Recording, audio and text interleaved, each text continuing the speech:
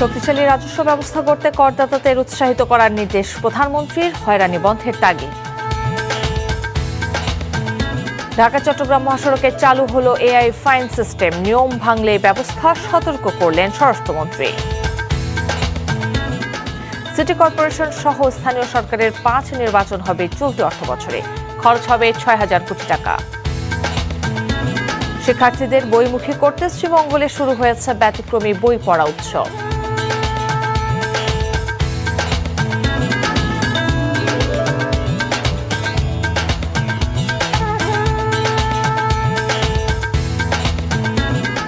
আসসালামু আলাইকুম, খুরশেদা কাকুলি স্বাগত জানাচ্ছে এনটিভির দেশের খবরে। আইগ্যাস ইউনাইটেড শিরোনাম দেখছিলেন, এবার পুরো খবর। সমৃদ্ধ বাংলাদেশের স্বার্থে দেশে একটি শক্তিশালী রাজস্ব ব্যবস্থা গড়ে তুলতে করদাতাদের উৎসাহিত করার নির্দেশ দিয়েছেন প্রধানমন্ত্রী তারেক রহমান। একই সাথে করদাতা এবং কর গ্রহণকারী যেন হয়রানির শিকার না হয় তা নিশ্চিত করারও তাগিদ দিয়েছেন সরকার প্রধান। রাজধানীতে রাজস্ব সম্মেলন 2026-এ যোগ দিয়ে প্রধানমন্ত্রী এসব কথা বলেছেন। রিপোর্ট করছেন জাহিদ রহমান। রাজধানীর বাংলাদেশ চীন মৈত্রী সম্মেলন কেন্দ্রে রাজস্ব সম্মেলন 2026-এর আয়োজন করে সরকারের অর্থ মন্ত্রণালয়ের অভ্যন্তরীণ সম্পদ বিভাগের জাতীয় রাজস্ব বোর্ড এনবিআর। ফ্যাসিবাদ মুক্ত বাংলাদেশে ঘুরে দাঁড়াতে এনবিআরকে জনগণের আরও বিশ্বস্ত এবং আস্থাভাজন প্রতিষ্ঠানে পরিণত করতে সংশ্লিষ্টদের নির্দেশ দেন প্রধানমন্ত্রী। দেশের জনগণ, বিশেষ করে করদাতাগণ এনবিআরকে তাদের আস্থাভাজন প্রতিষ্ঠান হিসেবে দেখতে চায়। দক্ষ এবং টেকসই রাজস্ব ব্যবস্থাপনার মাধ্যমে জন আস্থা অর্জন সম্ভব। করদাতাদের সেই প্রত্যাশা পূরণের দায়িত্ব আপনাদেরকে অবশ্যই নিতে হবে। দীর্ঘ 1.5 দশকের ফ্যাসিবাদী শাসনের রাষ্ট্রের অন্যান্য প্রতিষ্ঠানের মতো জাতীয় রাজস্ব বোর্ডও অভিশাপ মুক্ত ছিল না বলে জানান সরকার প্রধান। দীর্ঘ 1.5 দশকেরও ফ্যাসিবাদ শাসন শোষণের অভিশাপ থেকে রাষ্ট্রের অন্য সকল প্রতিষ্ঠানের মতো জাতীয় রাজস্ব বোর্ডও মুক্ত থাকতে পারেনি। এনবিআর-এর নীতি নিয়ম উপেক্ষা করে ব্যক্তি কিংবা দলীয় স্বার্থে কাউকে পৃষ্ঠপোষকতা, কারো প্রতি বিরূপ মনোভাব কিংবা রাজস্ব আহরণে স্বেচ্ছাচারিতা এনবিআরকে প্রশ্নবিদ্ধ করেছিল।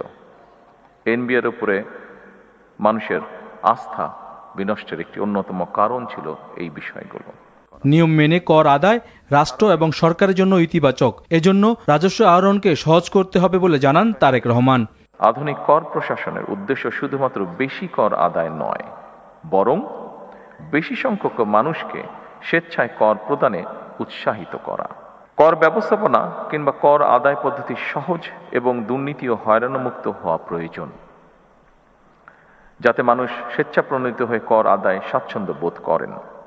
একই করদাতার উপর বারবার করের বোঝা বাড়িয়ে রাজস্ব বৃদ্ধির নীতি থেকে সরে আসার কথা জানালেন প্রধানমন্ত্রী। Zahid Rahman, NTV news, Dhaka. মহাসড়কে ট্রাফিক আইন ভাঙলে এবার আর রেহাই নেই। ঢাকা চট্টগ্রাম মহাসড়কে চালু হলো এআই প্রযুক্তি নির্ভর অটো ফাইন সিস্টেম। আজ থেকে কুমিল্লার 105 কিলোমিটার অংশে 199টি ক্যামেরার মাধ্যমে নজরদারি করছে হাইওয়ে পুলিশ। এতে দুর্ঘটনা কমার পাশাপাশি মহাসড়কে ট্রাফিক ব্যবস্থাপনায় শৃঙ্খলা ফিরবে বলে আশা সংশ্লিষ্টদের। কুমিল্লা প্রতিনিধি মাহফুজ নান্টুর রিপোর্টে বিস্তারিত। দেশের ব্যস্ততম ঢাকা চট্টগ্রাম মহাসড়কে প্রতিদিন হাজারো যানবাহনের চলাচল। এই মহাসড়কে অতিরিক্ত গতি, বেপরোয়া চালানো সহ নানা ট্রাফিক আইন লঙ্ঘনে প্রায়ই ঘটছে দুর্ঘটনা। এবার প্রযুক্তির চোখে ধরা পড়বে আইন ভাঙার ঘটনা। আজ থেকে চালু হলো এআই প্রযুক্তি নির্ভর auto fine system. Dhaka Chattogram মহাসড়কের কুমিল্লা অংশের 105 কিলোমিটার জুড়ে 5টি গুরুত্বপূর্ণ স্থানে বসানো হয়েছে অন্তত 199টি এআই প্রযুক্তি নির্ভর ক্যামেরা। ক্যামেরাগুলো সার্বক্ষণিক যানবাহনের চলাচল পর্যবেক্ষণ করছে, শনাক্ত করবে ট্রাফিক আইন লঙ্ঘনের ঘটনা। এদিকে এআই ক্যামেরার ব্যবহারে চালকদের সচেতনতা বৃদ্ধি পাবে, এতে সড়কে দুর্ঘটনা কমবে। তাই সরকারের এমন উদ্যোগকে স্বাগত জানিয়েছে চালক ও সচেতন মহল। প্রথম মামলা 2,500, এর পরের মামলা যায় 5,000 টাকা।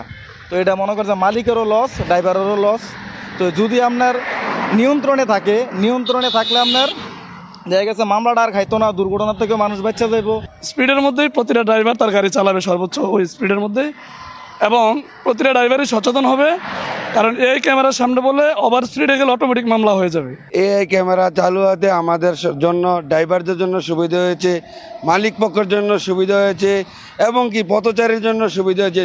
সড়ক দুর্ঘটনাতে আমরা মুক্ত পাবো। এই মহাসড়কে যারা গাড়ি চালাবেন তারা যখন এটা বুঝতে পারবেন যে এরকম মামলা হচ্ছে, তখন তারাও আসলে নিয়ন্ত্রিত অবস্থায় বা কাগজপত্র আপডেট করে বা উল্টো আসলে গাড়ি চালাবে না। শুধু আইন প্রয়োগ নয়, মহাসড়কে নিরাপদ ও শৃঙ্খলাপূর্ণ যান চলাচল নিশ্চিত করাই এই উদ্যোগের মূল লক্ষ্য বলে জানিয়েছে হাইওয়ে পুলিশ। এই ক্যামেরাগুলো ইউজ করে আমরা মামলার অটোমেশন কার্যক্রমটা হবে। অটোমেটিক সে অপরাধ ডিটেক্ট করে মামলা হয়ে যাবে, সংশ্লিষ্ট যে গাড়ি ব্যবহারকারী তার মোবাইলে মেসেজ চলে যাবে। প্রযুক্তি নির্ভর এই নজরদারি মহাসড়কে দুর্ঘটনা কমাবে, এমনটাই প্রত্যাশা সংশ্লিষ্টদের। NTV news desk. Dhaka Chattogram মহাসড়কে এআই প্রযুক্তির অটো ফাইন সিস্টেমের মাধ্যমে চাঁদাবাজি বন্ধ হবে বলে জানিয়েছেন স্বরাষ্ট্রমন্ত্রী সালাউদ্দিন আহমেদ। দুপুরে নারায়ণগঞ্জের সোনারগাঁয়ের মেঘনাঘাট এলাকায় এই কার্যক্রমের উদ্বোধন শেষে তিনি কথা বলেন। স্বরাষ্ট্রমন্ত্রী জানান, এআই প্রযুক্তির অটো ফাইন সিস্টেমের মাধ্যমে ঢাকা চট্টগ্রাম মহাসড়কে যানবাহনের নির্ধারিত গতিসীমা অতিক্রম, অবৈধ পার্কিং, থ্রি হুইলার ও উল্টো পথে যানবাহন চলাচল সহ অন্যান্য ট্রাফিক আইন অমান্যকারীদের বিরুদ্ধে তাৎক্ষণিক ব্যবস্থা নেওয়া সম্ভব হবে। নারায়ণগঞ্জের সাইনবোর্ড থেকে চট্টগ্রাম সিটি গেট পর্যন্ত 250 কিলোমিটার এলাকায় গুরুত্বপূর্ণ স্থানগুলোতে 1427টি এআই ক্যামেরা স্থাপন করা হয়েছে। মহাসড়কে যে চাঁদাবাজি হয় সেটা মালিক পক্ষ থেকে হোক, শ্রমিক ফেডারেশনের পক্ষ থেকে হোক বা পুলিশের পক্ষ থেকে হোক, সব কিছু ক্যামেরায় যেহেতু রেকর্ডেড থাকবে, আশা করি এই প্রবণতাটা কমবে এবং আমি বিশ্বাস করি জনগণের সহযোগিতায় আমরা মহাসড়কে চাঁদাবাজি বন্ধ করতে পারব। স্থানীয় সরকার প্রতিমন্ত্রী মীর শাহে আলম বলেছেন, চলতি বছরে স্থানীয় সরকার বিভাগের 5টি নির্বাচন অনুষ্ঠিত হবে। এতে বাজেট ধরা হয়েছে 6,000 কোটি টাকা। সকালে সাভারের ভাঙা ব্রিজ এলাকায় মহাসড়কের সৌন্দর্য বর্ধন কাজ পরিদর্শন শেষে সাংবাদিকদের প্রশ্নের জবাবে তিনি একথা জানান। প্রতিমন্ত্রী বলেন, দেশে 20 বছরে কোনো উন্নয়ন হয়নি। বর্তমান সরকার ভঙ্গুর অর্থনীতির সময়ে ক্ষমতা নিয়েছে, তাই প্রধানমন্ত্রী তারেক রহমান প্রতিটি বিষয়ে কিভাবে উন্নয়ন করা যায় তা ভাবছেন। এ সময় ঢাকা আরিচা মহাসড়কের ভাঙা ব্রিজ এলাকায় মহাসড়কের দুপাশে ময়লা সরিয়ে বিভিন্ন প্রজাতির গাছের চারা রোপণ করা হয়।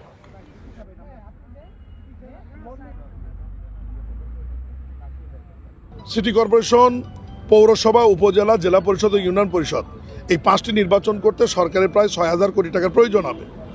ইতিমধ্যেই আমরা নির্বাচন কমিশনকে এ ব্যাপারে প্রস্তুতি নেওয়ার জন্য অনুরোধ করেছি। নির্বাচন কমিশন প্রস্তুতি নিচ্ছে। নির্বাচন কমিশনের প্রস্তুতি শেষ হলে অর্থ বিভাগ, স্থানীয় সরকার মন্ত্রণালয় এবং নির্বাচন কমিশন আমরা যৌথভাবে বসে কোন নির্বাচনটি আগে হবে, কোনটি পরে হবে, এটা আমরা নির্ধারণ করব। তবে চলতি অর্থ বছরে স্থানীয় সরকারের 5টি নির্বাচনই সম্পন্ন হবে ইনশাআল্লাহ। সরকারকে অযৌক্তিক ব্লেম দিলে জনগণ তাদের প্রত্যাখ্যান করবে বলে মন্তব্য করেছেন প্রধানমন্ত্রীর উপদেষ্টা ডাক্তার জাহিদুর রহমান।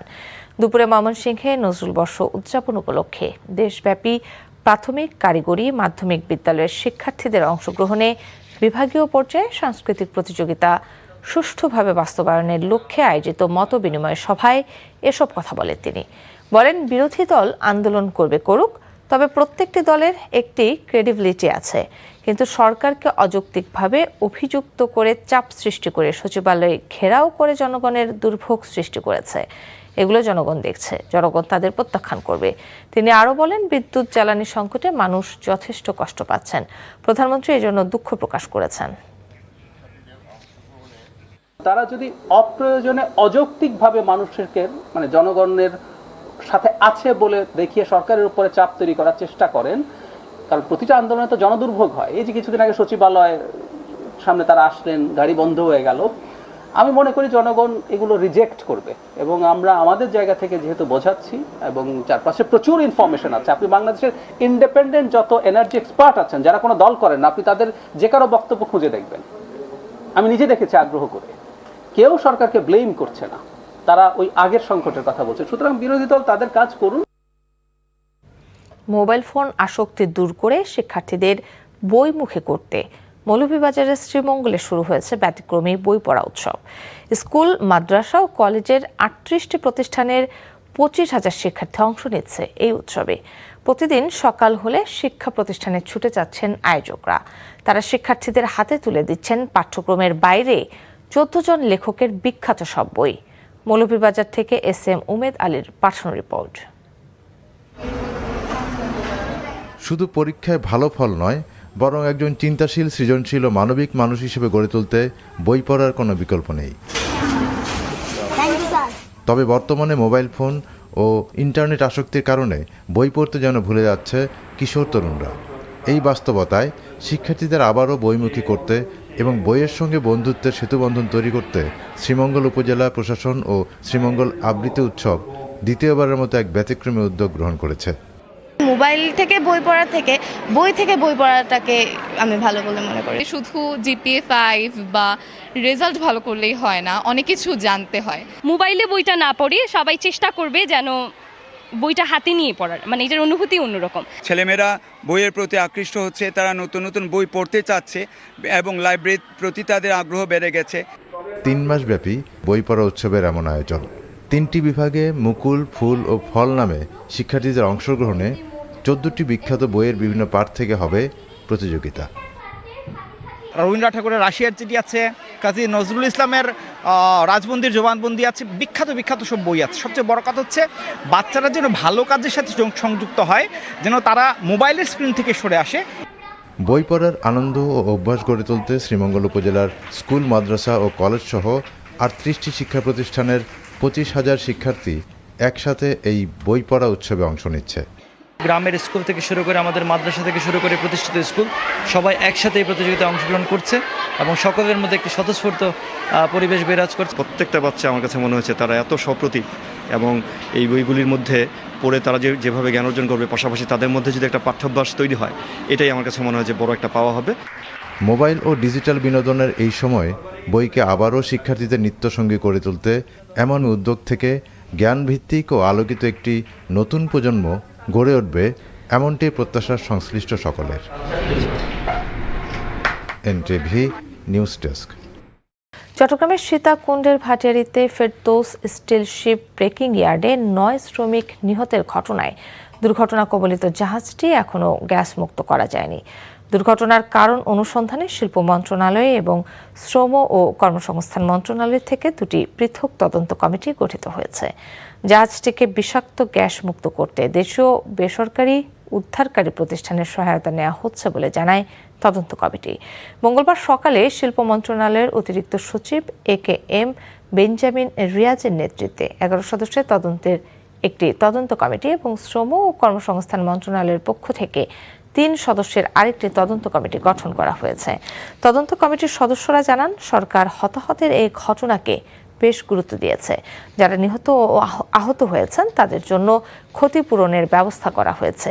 কী কারণে এ দুর্ঘটনা ঘটেছে, কোথাও কোনো ত্রুটি বা বিচ্যুতি ছিল কিনা বা কারো অবহেলা ছিল কিনা খতিয়ে দেখা হচ্ছে। শুক্রবার সীতাকুণ্ডের ভাটিয়ারীতে Ferdous steel ship recycling industries নামের একটি শিপ ব্রেকিং ইয়ার্ডে বিষাক্ত গ্যাস লিকেজের ঘটনায় 9 শ্রমিকের মৃত্যু হয়।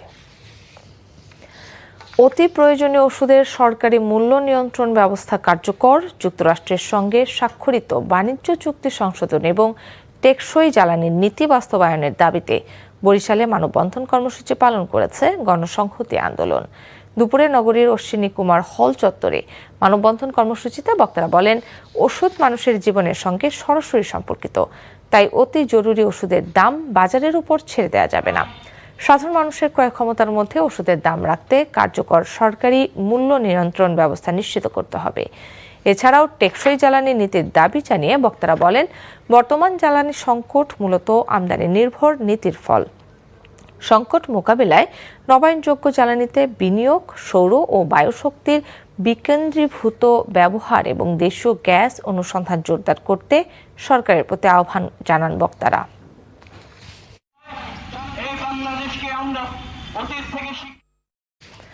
কোনো শিক্ষা প্রতিষ্ঠানে সাধারণত আমন্ত্রিত অতিথিদের ফুল দিয়ে বরণ করে নেয় শিক্ষার্থীরা। তবে এবার মেধাবী শিক্ষার্থীদের ফুল ছিটিয়ে বরণ করে নিয়ে উদাহরণ তৈরি করলেন গাজীপুর 5 সংসদীয় আসনের MP AKM ফজলুল হক মিলন ও জেলা প্রশাসক নুরুল করিম ভূঁইয়া। সকালে গাজীপুরের কালীগঞ্জের Saint Mary's girls high school and কলেজের নতুন ভবনের উদ্বোধনী অনুষ্ঠানে এই ব্যতিক্রমী দৃশ্যের দেখা মেলে। এ সময় সেখানে উপস্থিত ছিলেন কালীগঞ্জ উপজেলা নির্বাহী কর্মকর্তা এটিএম কামরুল ইসলামও। অনুষ্ঠানে বিতর্ক প্রতিযোগিতা, পাঠচক্র, বই পড়া প্রতিযোগিতা ও গাছের চারা বিতরণ করা হয়। এছাড়া নজরুল বর্ষ উদযাপন উপলক্ষে পুরস্কার বিতরণ ও সাংস্কৃতিক অনুষ্ঠানের আয়োজন করা হয়। এ সময় ক্যাম্পাস পরিচ্ছন্ন রাখতে শিক্ষার্থীদের আহ্বান জানান জেলা প্রশাসক।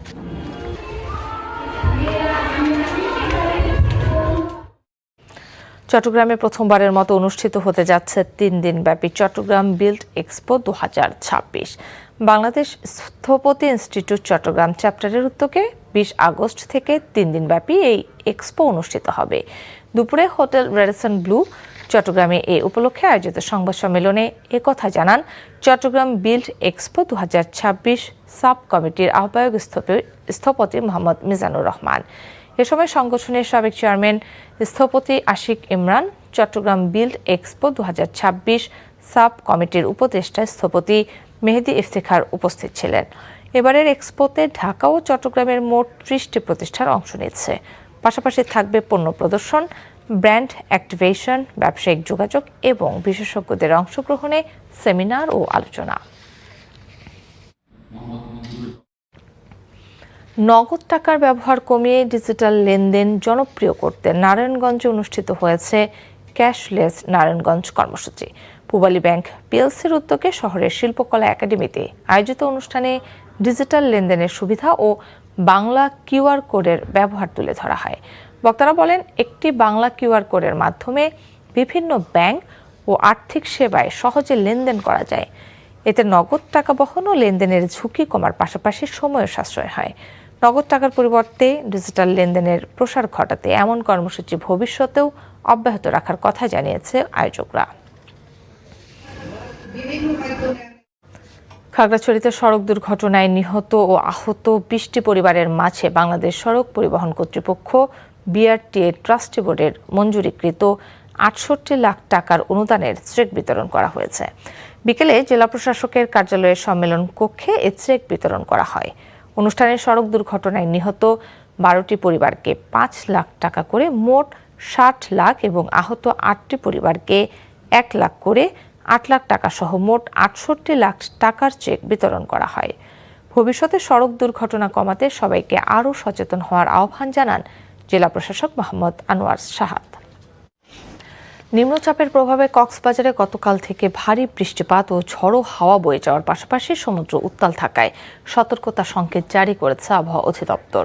কক্সবাজার আবহাওয়া অফিস জানায়, উত্তর পশ্চিম বঙ্গোপসাগর ও তৎসংলগ্ন উপকূলীয় এলাকায় অবস্থানরত নিম্নচাপটি আরও ঘনীভূত হয়েছে।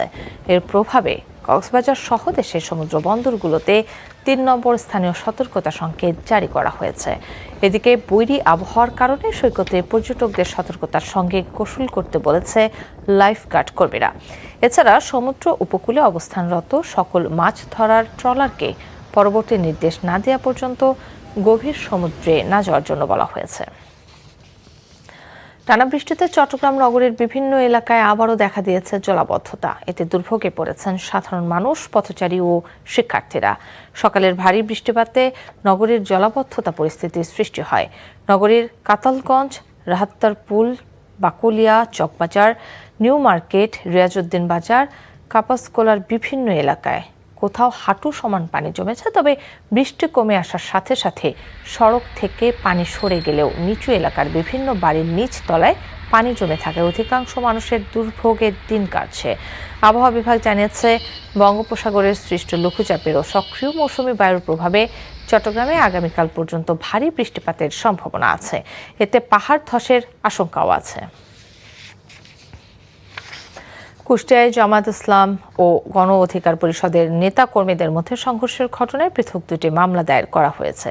গতরাতে কুষ্টিয়া 3 আসনের সংসদ সদস্য মুফতি আমির হামজার পিএস মমিন বিশ্বাস বাদী হয়ে গণ অধিকার পরিষদের কুষ্টিয়া জেলা শাখার সাধারণ সম্পাদক আব্দুল খালেক ও সাংগঠনিক সম্পাদক তৌকির আহমেদ সহ 23 জনের নাম উল্লেখ করে আরও 40 থেকে 50 জনকে অজ্ঞাত আসামি করে মামলাটি দায়ের করেন। অন্যদিকে গণ অধিকার পরিষদের কুষ্টিয়া সদর উপজেলা শাখার সাংগঠনিক সম্পাদক মোহাম্মদ রুমন হোসেন হাফিজুর রহমান জিহাদি বাদী হয়ে মোহাম্মদ তানভীর, আলী আহসান মুজাহিদ ও মোস্তাফিজুর রহমান পলাশ সহ ১৩ জনের নাম উল্লেখ সহ আরও ৩০ থেকে ৩৫ জনকে অজ্ঞাত আসামি করে মামলা দায়ের করেছেন। দর্শক, খবর শেষ করছি, যাবার আগে আইগ্যাস ইউনাইটেড শিরোনামগুলো আরেকবার।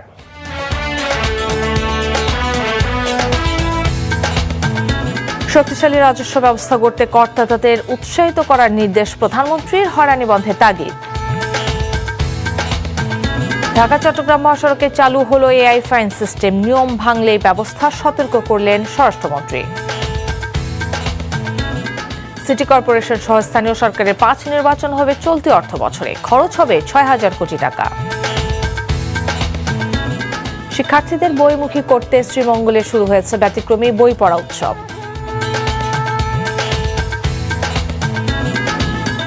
এই ছিল দেশের খবরে। ৬টা ইভিনিং নিউজ দেখার আমন্ত্রণ রইল। ধন্যবাদ সবাইকে।